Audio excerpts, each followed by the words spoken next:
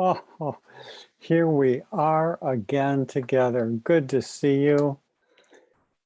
Oh my.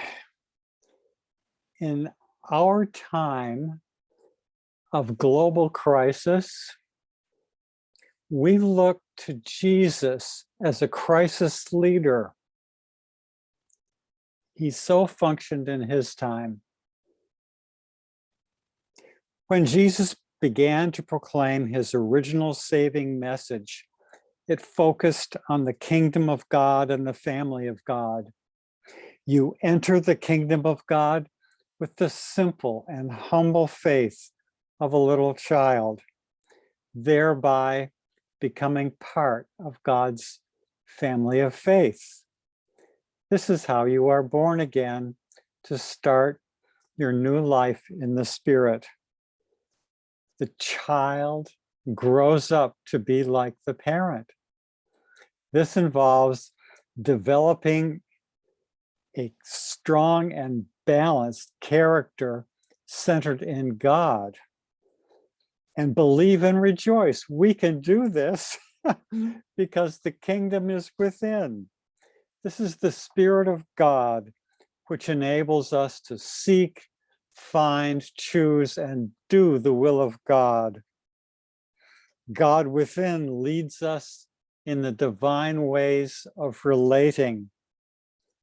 We are to love God with all our heart, mind, soul, and strength, and our neighbors as ourselves. We are to be merciful as God is merciful. We are to go the second mile in service to others. We are to worship in spirit and in truth. What is truth? For starters, God is our Father and we are his children. There is not only the family of faith, it is also true that we are all family, the brotherhood of man, the siblinghood of humankind. These truths were the heart of Jesus' message. In addition to the joy and work of the original gospel, there was another cluster of teachings that centered on Jesus being the divine Son of God. His 12 apostles had seen a number of indications that pointed to his divine sonship, especially the sermon at Capernaum, where Jesus, the leader, the crisis leader, revealed himself as the bread of life that comes down from heaven. Nevertheless, the apostles had not clearly realized it, although the time had come for them to know.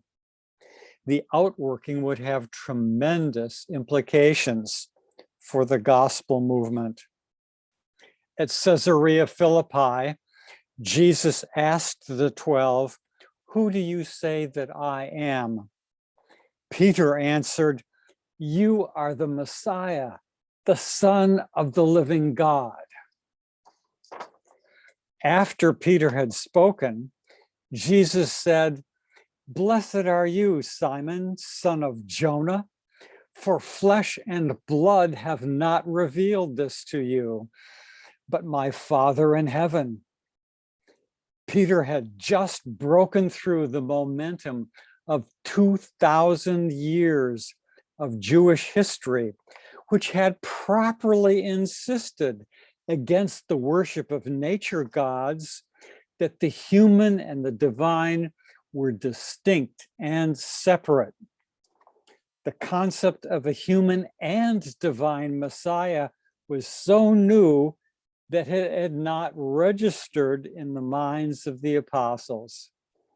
The insight that Peter had proclaimed came straight from God. Following Peter's historic breakthrough, Jesus sternly ordered the 12 not to tell this to anyone. Why should they not proclaim the truth of Jesus' divine sonship immediately to the crowds? If the master's real gospel was about being the Messiah and the Son of God, then it made no sense for him to tell the apostles not to proclaim it, unless Peter had voiced a truth, indeed a new phase of the gospel for which most of Jesus' followers lacked the necessary preparation. And the 12 needed more time before they could teach this truth wisely. The cluster of truths that surround the concept of Jesus as the Son of God were so striking that they could upstage the gospel that Jesus had labored to plant during the first part of his public career. If instead a message centered on Jesus as Son of God were to take center stage, it would upstage the religion of Jesus that he had lived and taught into a religion about Jesus. And that is exactly what happened. Now, the truth of Jesus' divine sonship is widely proclaimed. This priceless gift brings to Jesus' followers two big challenges that are very much with us today. The first is for happy and grateful believers who receive the new truth to faithfully trust in Jesus' wisdom and follow his ways. Get the gospel movement back on track. Proclaim the original message by your lives and lips, and treat the high truth of divine sonship as an advanced revelation to be given normally to those who are already established in the many-sided saving truth of the original message.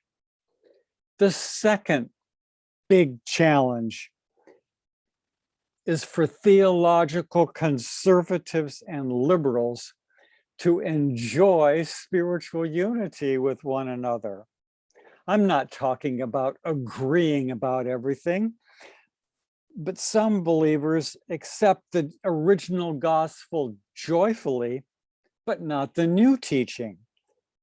In order to have spiritual unity, we need a living connection with the divine spirit, plus growing in living the will of God.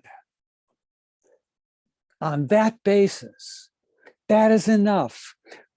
Sooner or later, mutual respect and love will flourish.